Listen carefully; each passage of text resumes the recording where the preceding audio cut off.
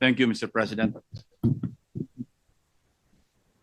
Mr. President, my esteemed colleagues, I rise today on a matter of personal and collective privilege. Before I start, Mr. President, and with the indulgence of our distinguished colleagues, let me put this one issue away first. The DPWH Undersecretary that I mentioned to have offered our Senate President through his staff to make insertions in the 2026 National Expenditure Program had vehemently denied it to her new boss, Secretary Vince Dizon, and to his face at that. Was actually lying through her teeth. Dapat alam niya na hindi ako basta nagsasalita ng walang katibayan. Ayan po ang resibo, Mr. President, and I quote, para maisama ko po sa NEP, sir.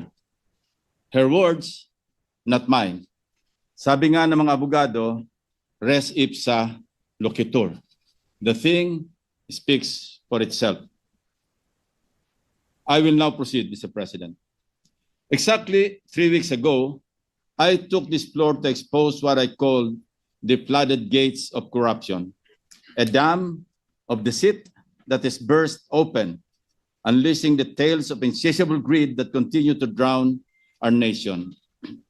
Simula na mabuksan ang agos ng usapan tungkol sa mga anomalya sa DPWH, bumuhos rin ang katakot-takot na ulat mula sa mga netizens at karaniwang mamamayan na nagmamatsyag sa mga substandard at ghost projects sa iba't ibang dako ng kapuluan.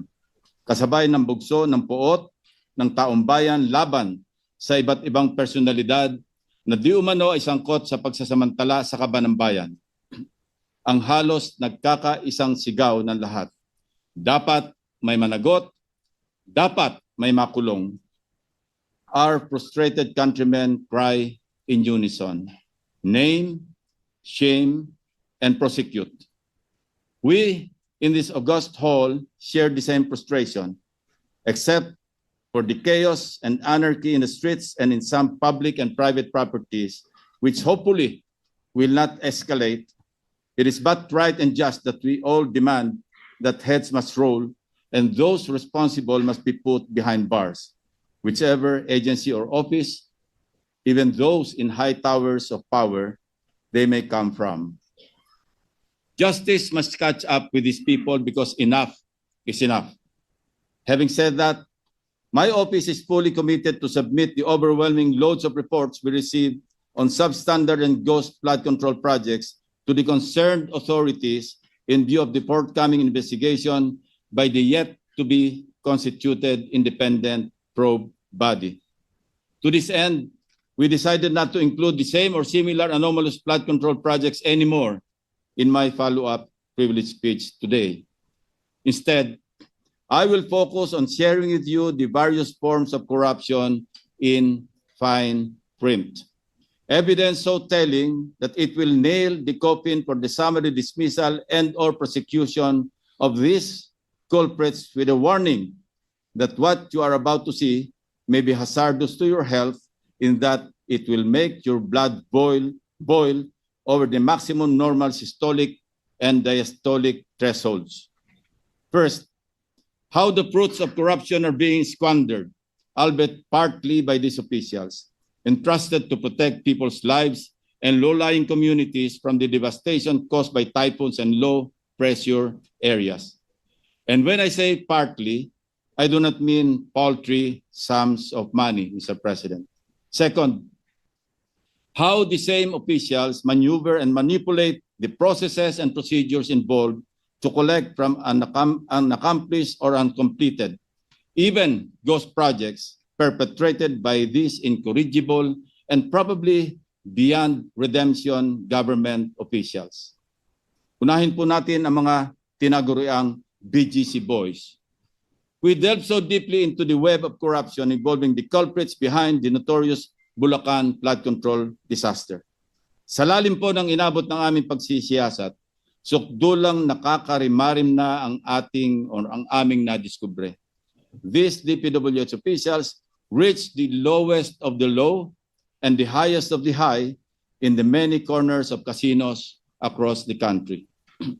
On top of their multi-million peso wristwatches, signature clothes, and sneakers, and whatever else lavish lifestyles, these 5 erstwhile DPWH officials of the Bulacan First District Engineering Office gained them a moniker, BGC Boys. Not Bonifacio Global City Boys, Mr. President, but rather the Bulacan group of contractors as they have been known to casino employees. Hindi tambay ng High Street sa BGC ang mga ito. Hell Street siguro, Mr. President. At siyempre, nagtatago sa mga aliases ang BGC Boys. Let me do a roll call, complete with valid identification cards like driver's licenses from the Land Transportation Office, but this is a separate matter to be investigated, my distinguished colleagues. Ang kakasibak lamang na DPWH OIC Assistant Regional Director ng Region 4A at dating District Engineer ng Bulacan na si Henry Alcantara alias Joseph Castro Villegas. OIC District Engineer ng Bulacan, First District, Bryce Erickson G. Hernandez alias Marvin Santos de Guzman. Assistant District Engineer JP D. Mendoza alias PJ Castro Asuncion. DPWH Engineer 2 RJ Dumasig, introducing himself as a contractor from Sims Trading Corporation with alias Sandro Bernardo Park at Edric San Diego as himself.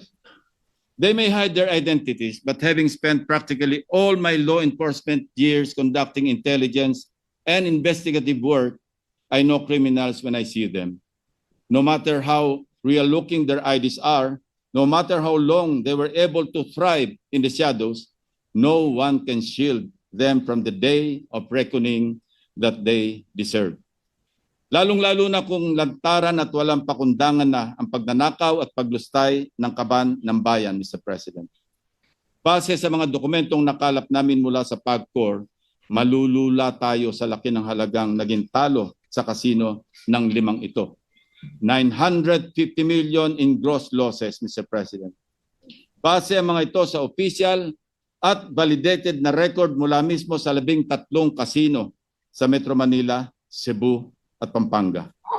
Halimbawa, itong si former Assistant District Engineer at OIC, District Engineer Bryce Hernandez alias Marvin Santos de Guzman, mayroong combined gross losses sa mga kasino na 435 million pesos. Halos hindi sila nagkakalayo ng OIC Assistant District Engineer niya na si JP Mendoza alias PJ Castro Asuncion na may 418 million pesos sa nakabuwang talo sa iba't ibang mga kasino. Ang former District Engineer na si Henry Alcantara na hindi naman tumanggi na pumapasok at nagsusugal sa kasino ay nakapagpatalo ng 68,000 pesos pero bilang Henry Alcantara lamang yan.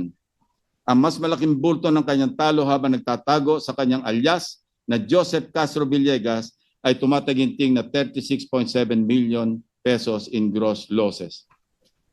Hindi rin natin sinasantabi ang milyones na pinatalo ng mga DPWH employees na nagpapanggap na contractors na sina Project Engineer RJ Dumasig alias Sandro Bernardo Park na may gross losses na 16.9 million at Edric San Diego alias himself or as himself na may losses na 42.4 million pesos. Akala siguro ng mga ito ay maaari silang manatiling multo o incognito. Ito ay isa lamang sa tambak na pagkakamali nila, Ginoong Pangulo. Interestingly, mukhang may kakaibang milagro ang dumapo sa tropang BGC Boys sa isang kasino sa Newport World Resort sa Pasay, kung saan sila ay tumabo ng 100 milyong pisong panalo mula August 31, 2023 hanggang April 4, 2024. Henry Alcantara, 4.7 million pesos. Bryce Erickson Hernandez, 189 million pesos. JP Mendoza, 320 million pesos. RJ Dumasig, 7.37 million pesos. Edric San Diego, 11.7 million pesos. Sinuwerto nga ba sabay-sabay nananalo ang mga ito, Mr. President? O baka naman money laundering scheme? May report kami at ito ay amin pang binabalidate na peke lang ang pagdeklara nilang panalo. How so? Magpapalit ng cash into casino chips.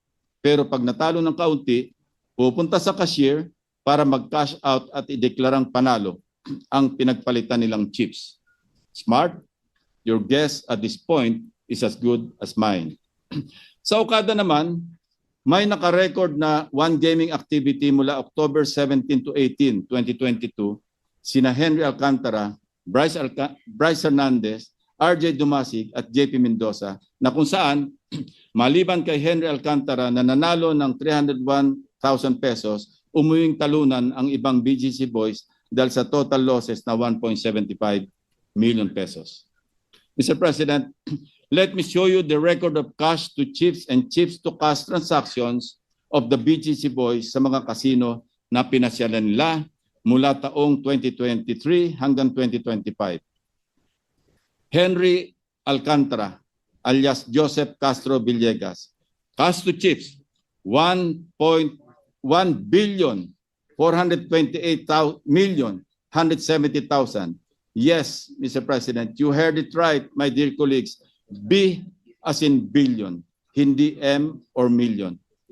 Cash to chips, 997,765,000 pesos. Bryce Hernandez, alias Marvin Santos de Guzman, cash to chips, 659,910,000 pesos.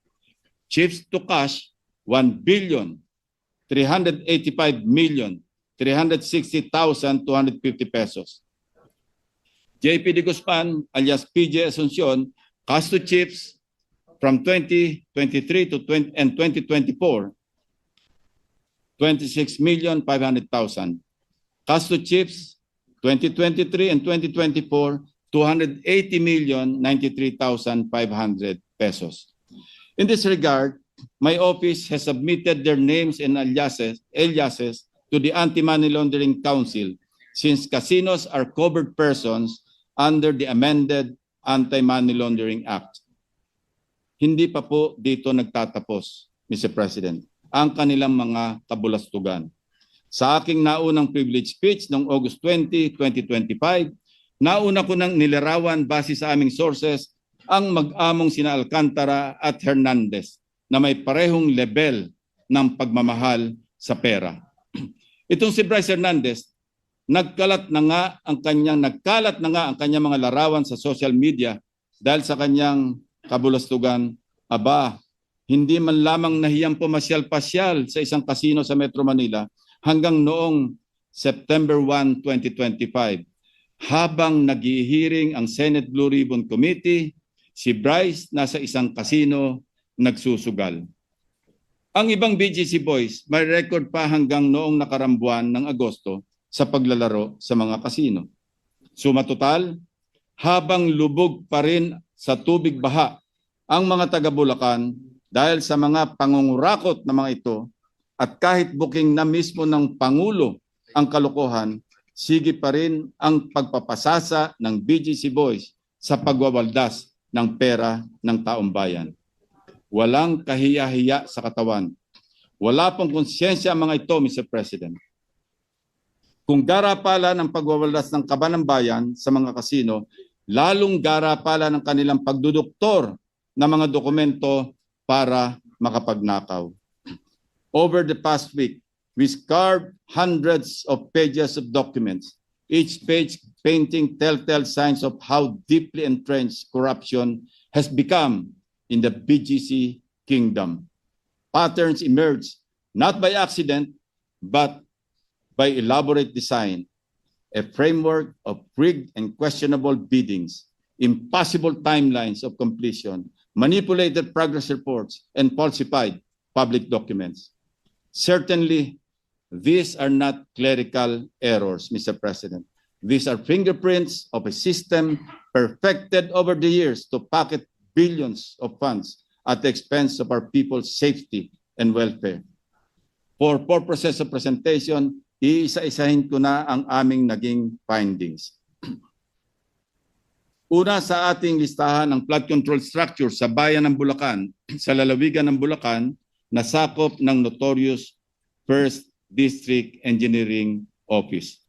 Ang pondo ng flood control structure sa may Capiz, Taliptip River, Package B sa Barangay Perez ay nagkakahalaga ng 92.58 million pesos sa ilalim ng 2024 national budget. Mr. President, hindi ito basta ghost project lamang. Hindi rin ito basta-bastang substandard o palpak. This project may be added to the wonders of the world. Why? Because it will keep us wondering how in the world it was implemented at such an extraordinary speed and paid in extraordinary haste. Imagine, Mr. President, December 17, 2024, nang mai-award sa Sims Construction ang proyekto, may notice to proceed na agad ng sinundang araw o noong December 18, 2024. Matapos lamang ang 2 araw o noong December 20, naningil na agad-agad ang Sims at nagsumiti pa ng 46.05% completion rate na nagkakahalaga ng 42.63 million pesos para sa kanilang unang progress billing. 2 araw, Ginoong Pangulo, halos nangangalahati na agad sila sa accomplishment. May pambihirang talento at unusual speed pala ang mga taga-Sims Construction. O baka may magic, Christmas magic, dahil magpapasko na. Hindi man nakahabol sa Pasko, New Year pa rin ang bagong taon ng magkakasapakat na Sims Contractor at Bulacan DPWH. Dahil na-release agad noong December 27 ang unang bayad na 35.97 million sa Sims matapos bawasin ang VAT, withholding tax at retention fees. Palagay namin, Mr. President, kung kaya pa nilang kurakutin ang taxes, baka ninakaw pa rin nila. Kaya lang, inisip siguro, baka maalkapon sila.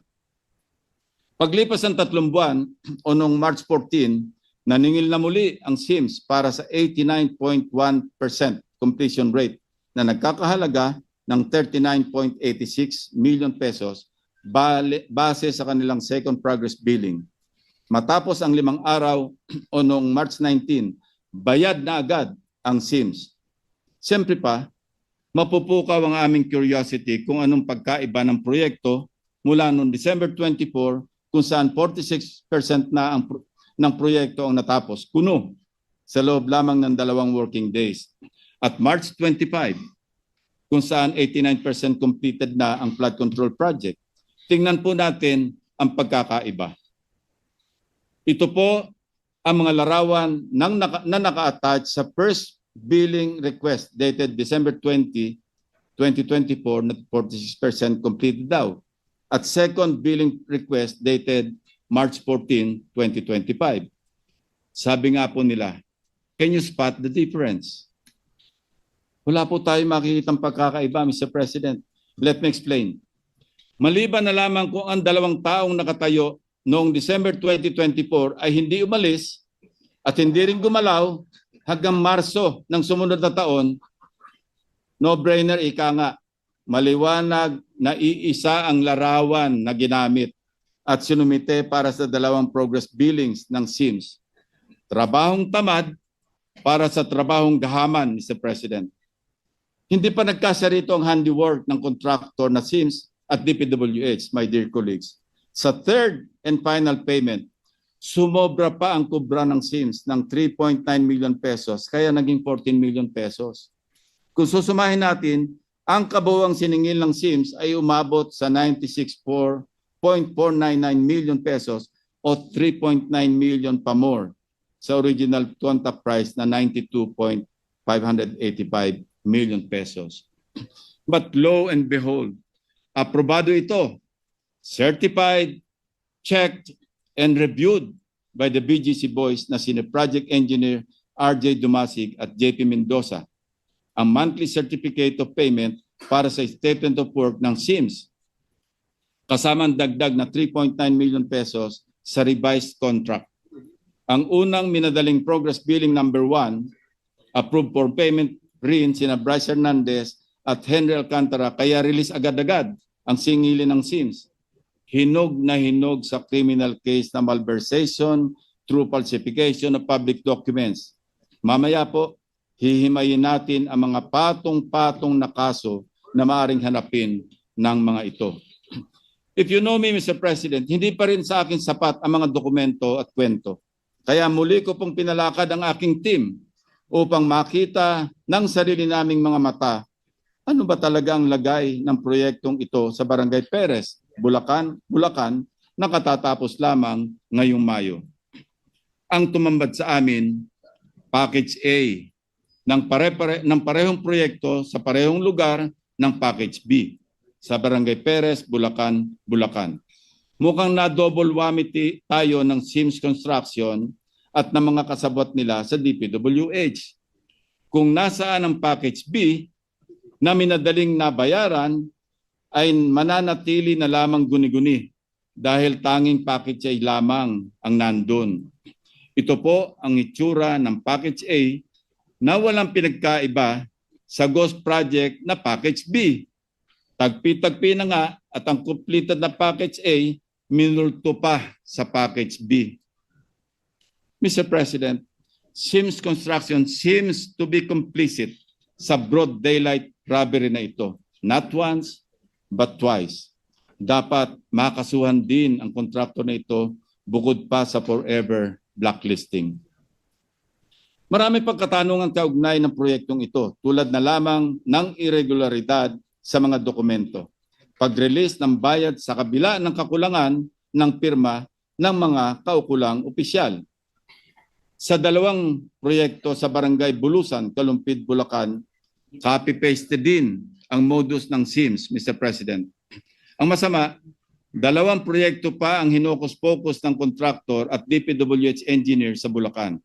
Ang isa, Contract ID number 25CC0072 para sa Riverbank Protection sa Barangay Bulusan, Kalumpit, Bulacan, na may original contract price na 74 million pesos.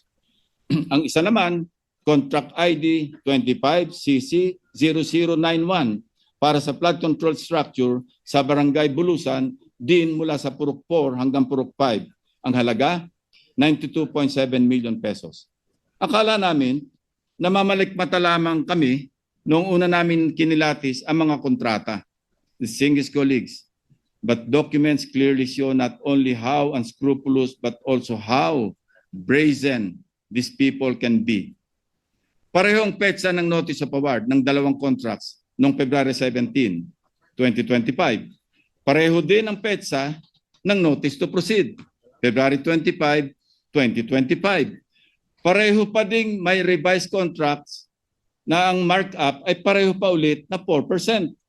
At ang ultimong panggagago, Mr. President, sa loob lamang ng 15 araw mula February 25 hanggang March 12, parehong 89% ang completion rate ng dalawang proyekto. Hindi lang yun. Siyempre, sabay din ang singil ni SIMS para sa second and final payments noong April 4, 2025. Fully paid ang parehong proyekto na sa parehong araw din noong April 22, 2025. Parang nakinikinit ako na, Mr. President, na nagtatawanan pa ang mga matatalinong gagong matching na ito habang nagbibiyahe papuntang kasino, dala ang kwartang kinulimbat habang naglilimas ng tubig baha, papalabas ng kanilang mga bahay ang mga pobreng taga Bulacan. Magkaibang proyekto na ang contract duration na sana ay 240 days at 270 days respectively. Pero sabay natapos ng record period na 34 days. 100% completed kuno. Sa kabilang dako, okay, let's give him the benefit of the doubt. Baka nga naman 100% o 100% na lakas ang binigay ng SIMS kaya natapos agad-agad at sabay pa ang dalawang proyekto. Tingnan natin ang progress reports na sinumiti nila, Mr. President. Sa slide na ito, makikita ang sinumiting photos para sa progress billing number 1 ng SIMS noong March 14, 2025. Sa kaliwa, attachment para sa 25CC0072 contract Sa kanan naman, para sa contract 25CC0091, may pinagkaiba po ba? Ganito rin ang attachment para sa second and final billing na sinumite noong April 4, 2025. Hindi tayo namamalikmata. Harap-harapan, pinagnanakawan po tayo. Mr. President, sa kabuuan, 174,699,499 pesos and 11 centavos ang halaga ng dalawang proyektong ito. Base sa sinumite ng DPWH sa isang report sa Blue Ribbon Committee hearing, sinasabing ang contract ID 25CC0072 ay walang struktura. Kaya ghost project po talaga ito. One project for the price of two. Hindi po ba sadyang panggagago na ito? Papayag po bang mahigit na 112 million Filipinos na patuloy na magpaloko sa kontraktor at 5 tulisan na ito? Obvious rin ang kabalbalan sa mga reports para sa proyektong construction of pumping station ng floodgate sa Barangay Atlag, Malolos, Bulacan na may halagang 92.5 million pesos sa ilalim ulit ng 2024 GAA. Ang kontraktor nito, ang IM Construction Corporation. Base sa mga sales invoice, 4 na beses nakasingil ang kontraktor para sa kabuuan ng proyekto mula October 2024 hanggang Mayo nitong taon, kasama ng 15% advance payment. Nakikita po niyo sa screen ang mga petsa ng request for progress billing noong December 20, 2024, February 24, 2025, at April 29, 2025. At mapapansing pareho ito sa style ng SIMS, Mr. President. Subalit, ito natin ang ating atensyon sa mga naka-attached na larawan sa first progress report noong December 20, 2024 at third progress report noong April 29, 2025. Ang sunod na mga litratong ito ay may petsang December 2024 at April 2025 pa rin. Parehong larawan, ang mga bulok at kinakalawang na sheet piles, parehong pwesto ng mga makinarya at parehong pwesto ng mga manggagawa. Ang kaibahan lamang, ang lighting at contrast ng mga larawan. To ask how this doctored photos slip past the eyes of officials is not even a question, Mr. President. Talagang may sabwatan.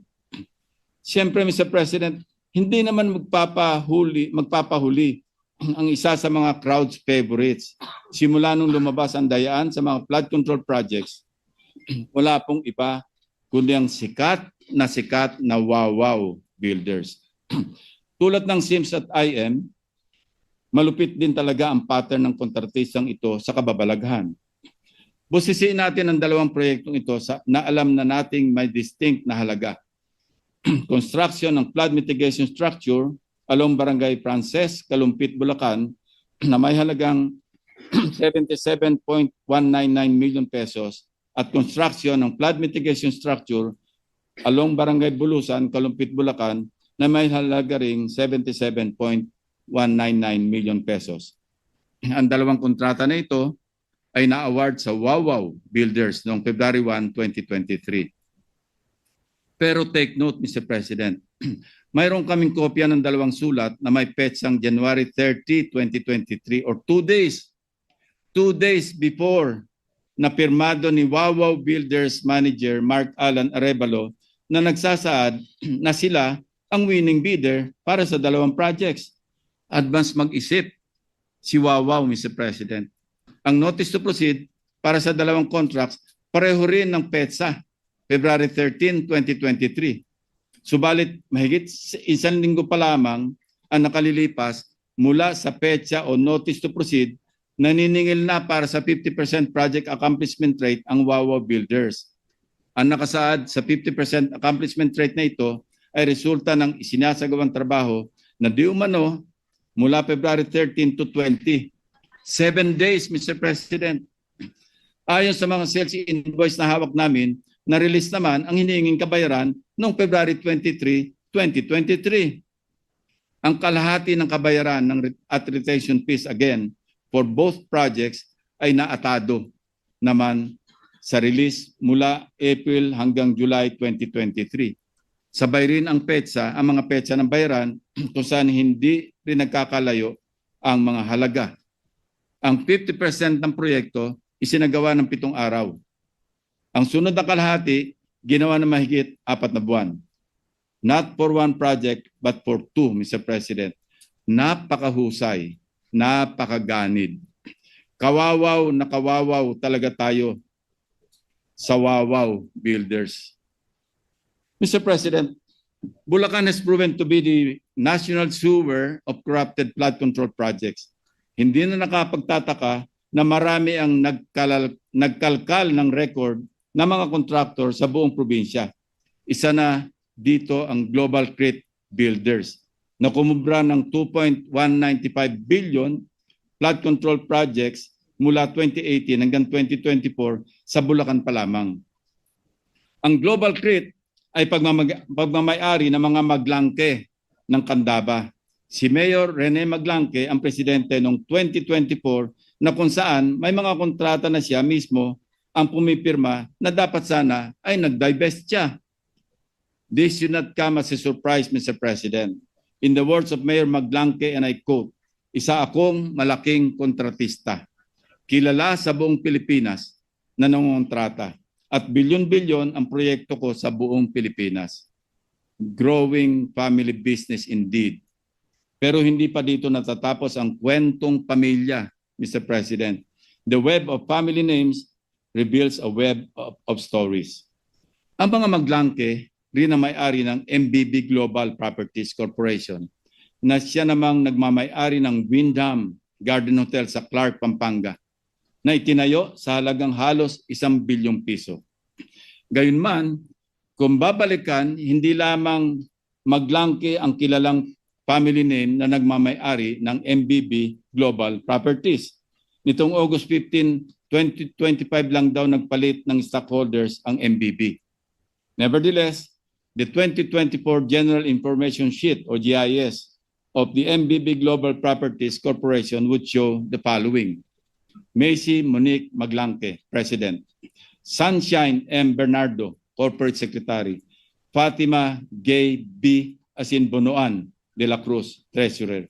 Ulitin ko. Maglangke, Bernardo, Bonoan, MBB. Coincidentally, these are known surnames of today's flood control saga. Candaba Mayor Rene Maglangke, ang patriarch ng Maglangkes of Global Concrete Builders, contractor ng multi-billion peso worth of flood control projects. DPWH Undersecretary Roberto Bernardo na kamakailan lamang ay nag-early retirement matapos masangkot sa maanomalyang flood control. At siyempre pa, dating DPWH Secretary Manuel Bonoan. Maglangke, Bernardo, Bonoan, MBB, Mr. President. Kayo na po ang mag-connect ng dots. By the way, sina Macy Maglangke, Sunshine Bernardo, at pati Magay Bonoan de la Cruz ay mga anak na mga nabanggit na opisyal ng gobyerno. Kaya naman pala ang palaging depensa ni dating DPWH Secretary Bonoan, isolated case lang daw ang nakita ni Pangulong Bongbong Marcos sa Ghost Project sa Bulacan. Ayaw na siguro ni Bonoan na maungkat pa sa investigasyon ang Global Crit. Saan ba hantong lahat na ito, Mr. President? Our people are growing impatient and angry, but we are not in the business of quick fixes and band-aid solutions. The newly installed Secretary of Public Works and Highways, Vince Dizon, has hit the ground running to weed out the corruption in the agency. Investigators are running their course in both chambers of Congress. The President shows no sign of wavering in this fight. We are on the right trajectory in getting to the bottom of this systemic rot and punishing to the fullest extent of the law those who have corrupted us. Sa dahilang ang prosecution ay mandato ng ehekutibo, titiyakin nating may ambag ang oversight functions ng Senado sa pagpapanagot ng mga sangkot. Lahat ng may kinalaman sa pagnanakaw, mapakontraktor o empleyado ng DPWH o mambabatas man, ay dapat isama sa kasong kriminal na isasampa. We respectfully urge the DPWH to refer this matter for the filing of criminal cases, including multiple violations of Article 217 in relation to Articles 48 and 171, Paragraph 4 of the Revised Penal Code, or malversation through falsification of public documents. For one, the falsification of documentation, particularly the use of manipulated photos in contractors' progress billing reports, later certified by DPWH officials, is a blatant violation of this provision.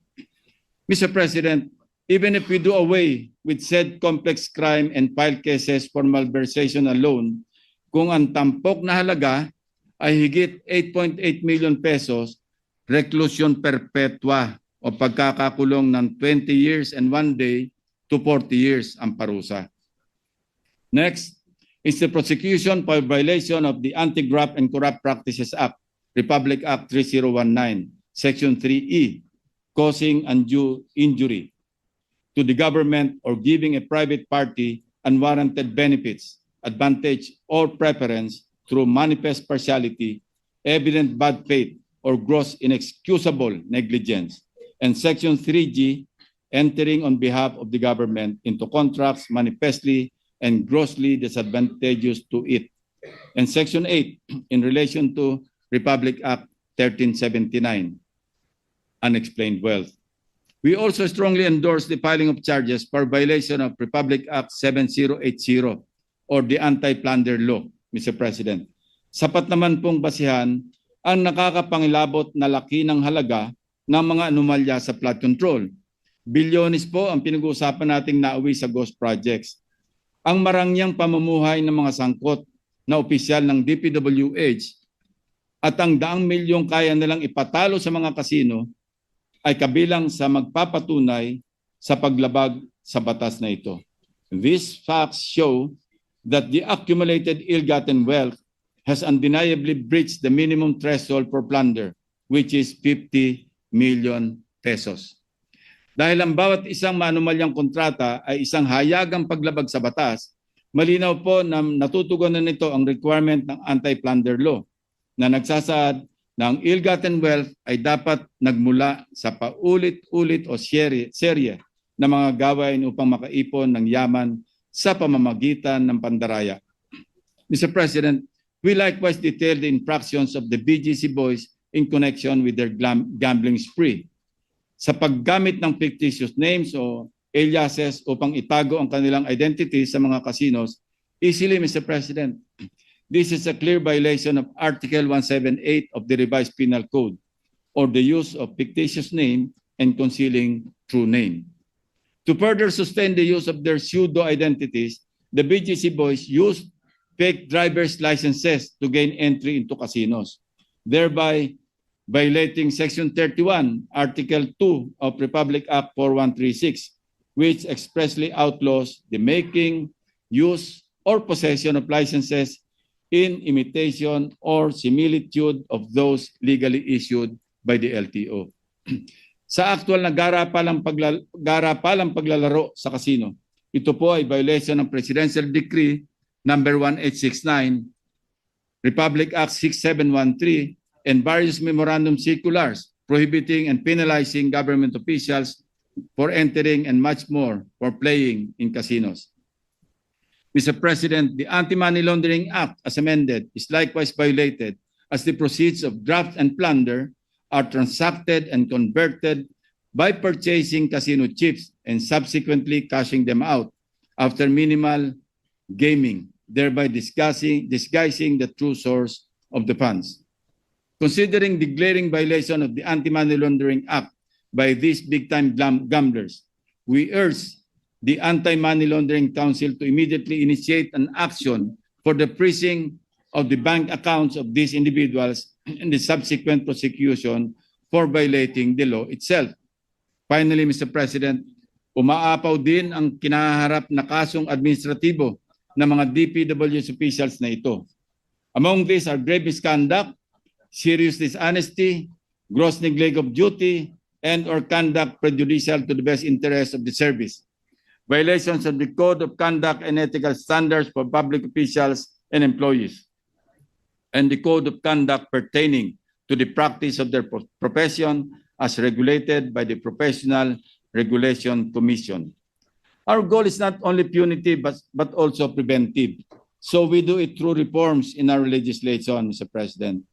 Amendment of Republic Act 4566 as amended by PD number 1746 or the Contractors License Law to institutionalize the perpetual absolute ban of blacklisted contractors found to have ghost and substandard projects and higher penalties for conflicts of interest brought by interlocking positions in related industries or entities.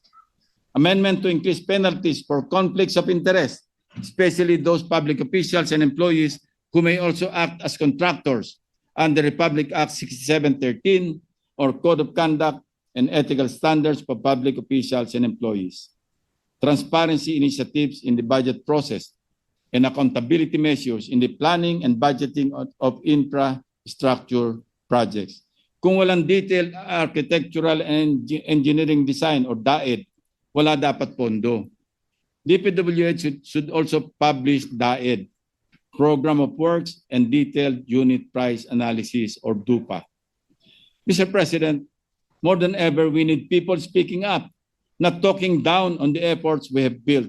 Words such as, wala ring mangyayari dyan, wala namang makukulong, at umpisa lang yan, malilimot din yan, do not help our cause, Mr. President, but only embolden those who have robbed us of our hard-earned taxpayers' money. In my first privileged speech, I spoke about the flooded gates of corruption. Today, we turned our sight into a darker place, the flooded gates of hell. There, we can find those who rob the Filipino people, drowning not in floodwaters but in sins and moral decay of the corrupt and greedy officials and contractors. Sana, sa madaling panahon, malunod ang may mga kasalanan sa dami ng kasong kanilang haharapin. Mr. President, these people have reduced the lives of our flood-stricken countrymen into living hell. It is time to give them what they rightly deserve. Thank you, Mr. President.